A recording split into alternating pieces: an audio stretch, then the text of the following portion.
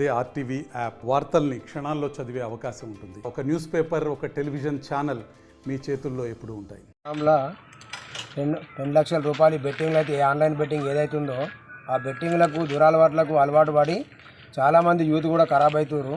ఇంట్లో ఉన్న తల్లిదండ్రులు అగ్రికల్చర్ చేసినటువంటి వడ్ల పైసలు ఏదన్నా అకౌంట్లో ఉంటే దాన్ని తీసుకొని దురాటవాళ్ళకై 2 లక్షల రూపాయలు ఇప్పుడు పిల్లగాడు దాదాపుగా సైబర్ నేరానికి గురై పిల్లగాడు తన యొక్క బాధాకరమైన ఇంట్లో చెప్పుకోలేక ఒక పురుగుల మందు ఆగి ఆయన ఒక ఆత్మహత్యకు పాల్పడ్డాడు.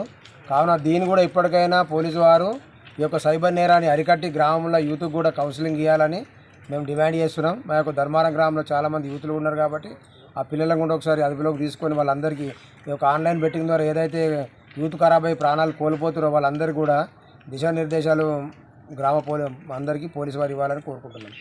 20 సంవత్సరాల ఒక స్టూడెంటు తను డిగ్రీ చదువుకున్నాడు. ఈ సైబర్ నేరగాళ్ళు ఏంటంటే ముఖ్యంగా వీళ్ళు చాలామందికి బెట్టింగ్లు పెట్టుకుంటూ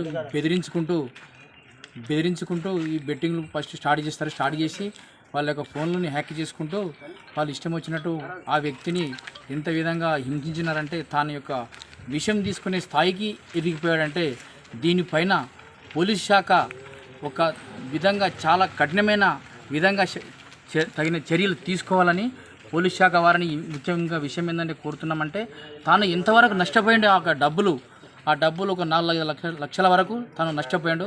వాళ్ళ తండ్రి వ్యవసాయం చేస్తుంటాడు. ఆ డబ్బులు వచ్చే విధంగా మేము డిఎస్పీ గారిని, సిఐ గారిని, ఎస్పీ గారిని కూడా కోరమైనది. దయచేసి ముఖ్యంగా చెప్పే విషయం ఏంటంటే మన పోలీస్ శాఖ వారిని కోరేది ఒకటే, ఈ యొక్క పోయిన డబ్బులు వాళ్ళ కుటుంబానికి చెందే విధంగా తగిన చర్యలు తీసుకోవాలని, ఈ సైబర్ నేరగాళ్ళను కూడా త్వరలోనే అరెస్ట్ చేసి తగిన శిక్ష పడేలాగా చేయాలని పోలీస్ శాఖ వారిని కోరుతున్నాము. ధర్మారం గ్రామంలో చాలా విషాదం చోటు చేసుకున్నది.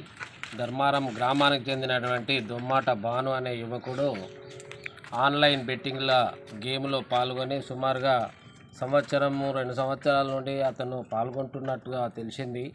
అందులో భాగంగా తనకున్నటువంటి అకౌంట్ నుండి 5-6 లక్షలు ఆయన పోగొట్టుకోవడం జరిగింది. ఆ విషయం ఇంట్లో తల్లిదండ్రులకు కానీ అన్నదమ్ములకు కానీ తెలిస్తే బాధ అవుతుందేమో అనే ఉద్దేశంతో భయాందోళనతో ఆయన ఆత్మహత్యకు పాల్పడ్డాడు. ఇలాంటి యువకులు ఇంకా ఎంతమంది ఉన్నారో తెలియడం లేదు.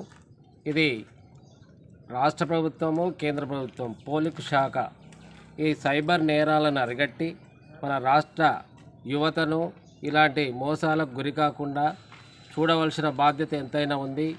గ్రామాలలో, పట్టణాలలో ఈ డ్రింకుకు, ఈ ఆటలకు, అనవసరమైనటువంటి వ్యసనాలకు గురవుతున్నటువంటి యువతను మేలుకొల్పవలసిన అవసరం ఎంతైనా ఉంది.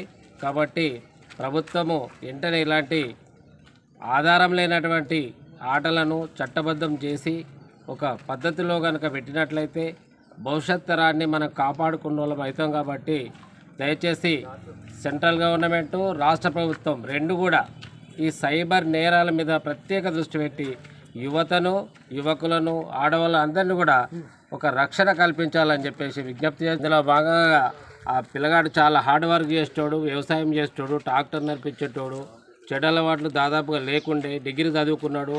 మొన్ననే గ్రూప్ 1 ఎగ్జామ్ కూడా రాశాడు. కానీ ఆయన పూడగొట్టుకున్నటువంటి డబ్బుల మనస్తాపం ఆ డబ్బులు వెనుకకొచ్చేటట్టు ఆ నిందితులను, ఆ నేరగాళ్ళను పట్టుకొని ఇప్పించే బాధ్యత వాళ్ళు తప్పకుండా స్వీకరించి పోలీస్ శాఖ కుటుంబానికి సాయం చేయాలి. ఎందుకంటే వాళ్ళు పేద రైతులు, ఏమీ ఆధారం లేవు, భూస్వాములు కాదు, ఉద్యోగాలు లేవు, ఏమి లేవు. కాబట్టి ప్రత్యేక శ్రద్ధ పెట్టి ఆ కుటుంబానికి, ఆ ధర్మారం గ్రామంలో జరిగిన అబ్బాయి కుటుంబానికి మీరు సాయం చేయాలని డిమాండ్ చేస్తూ ఉన్నాం. మరిన్ని వీడియోస్ కోసం ఛానల్ ని సబ్స్క్రైబ్ చేయండి. లేటెస్ట్ అప్డేట్స్ కోసం వాట్సాప్ ఛానల్ ని ఫాలో చేయండి. అండ్ లింక్ డిస్క్రిప్షన్ లో ఉంది.